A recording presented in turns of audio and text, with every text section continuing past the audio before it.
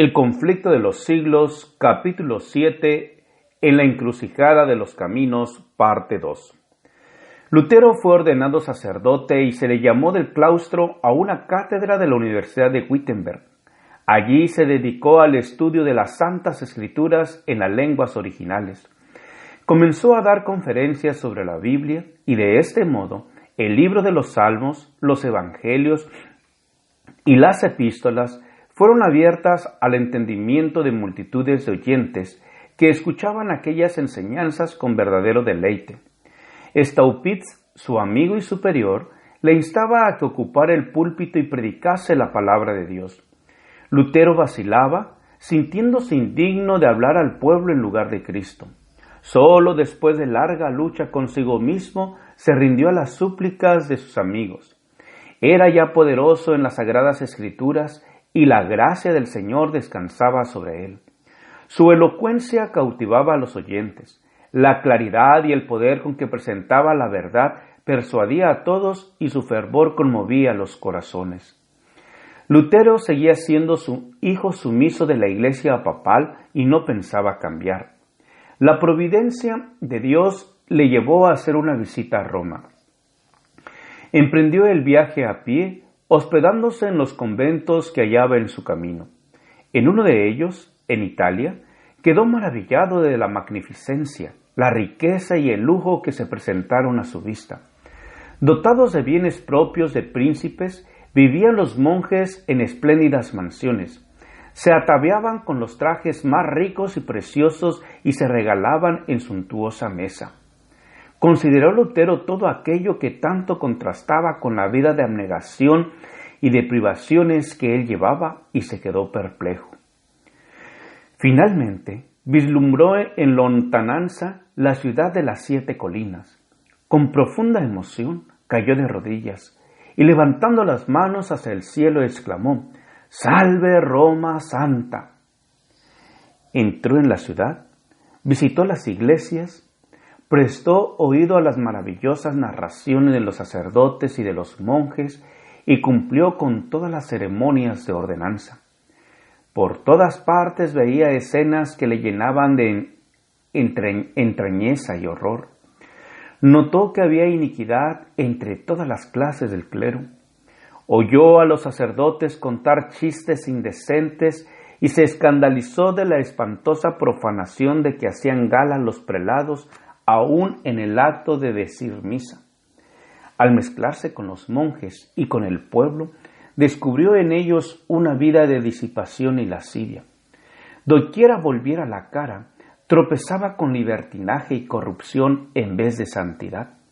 Sin verlo, escribió él, no se podría creer que en Roma se cometan pecados y acciones infames, y por lo mismo acostumbran decir, si hay un infierno, no puede estar en otra parte que debajo de Roma, y de este abismo salen todos los pecados. Por decreto expedido poco antes, prometía el Papa indulgencia a todo aquel que subiese de rodillas la escalera de Pilato, que se decía decir ser la misma que había pisado nuestro Salvador al bajar del tribunal romano, y que, según aseguraban, había sido llevada de Jerusalén a Roma de un modo milagroso. Un día, mientras estaba Lutero subiendo devotamente aquellas gradas, recordó de pronto estas palabras que como trueno repercutieron en su corazón. El justo vivirá por la fe. Romanos 1:17. Púsose de pronto de pie y huyó de aquel lugar sintiendo vergüenza y horror. Ese pasaje bíblico no dejó nunca de ejercer poderosa influencia en su alma. Desde entonces vio con más claridad que nunca el engaño que significa para el hombre confiar en sus obras para su salvación y cuán necesario es tener fe constante en los méritos de Cristo. Sus ojos se habían abierto y ya no se cerrarían jamás para dar crédito a los engaños del papado. Al apartarse de Roma sus miradas, su corazón se apartó también, y desde entonces la separación se hizo más pronunciada, hasta que Lutero concluyó por cortar todas las relaciones con la Iglesia papal. Después de su regreso de Roma, recibió Lutero en la Universidad de Wittenberg el grado de doctor en teología. Tenía, pues, mayor libertad que antes para consagrarse a las Santas Escrituras, que tanto amaba. Había formulado el voto solemne de estudiar cuidadosamente y de predicar con toda fidelidad y por toda la vida la palabra de Dios, y no los dichos ni las doctrinas de los papas.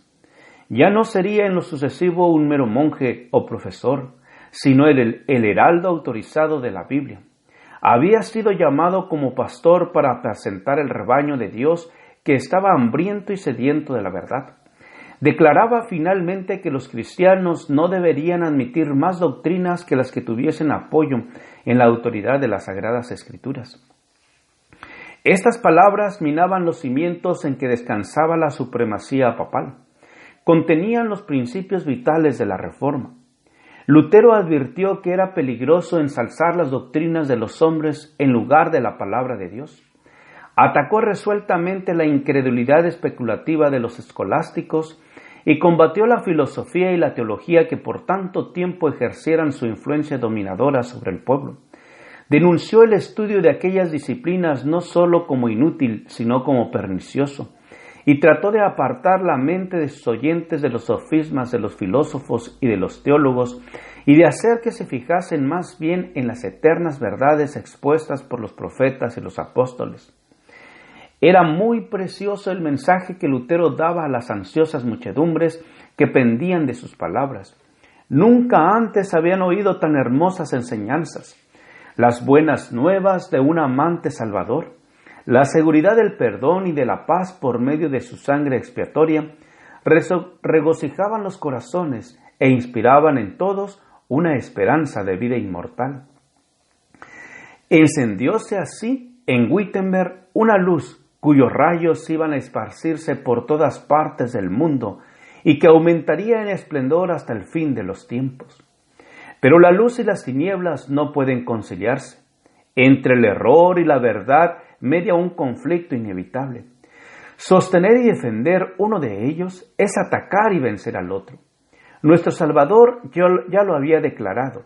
No vine a traer paz, sino espada. Mateo 10:34. Y el mismo Lutero dijo pocos años después de principiada la Reforma: no me conducía a Dios, sino que me impelía y me obligaba. Yo no era dueño de mí mismo, quería permanecer tranquilo y me veía lanzado en medio de tumultos y revoluciones. En aquella época de su vida estaba a punto de verse obligado a entrar en la contienda. La Iglesia romana hacía comercio con la gracia de Dios. Las mesas de los cambistas habían sido colocadas junto a los altares y llenaba el aire la gritería de los que compraban y vendían. Con el pretexto de reunir fondos para la erección de la iglesia de San Pedro en Roma, se ofrecían en venta pública, con autorización del Papa, indulgencias por el pecado.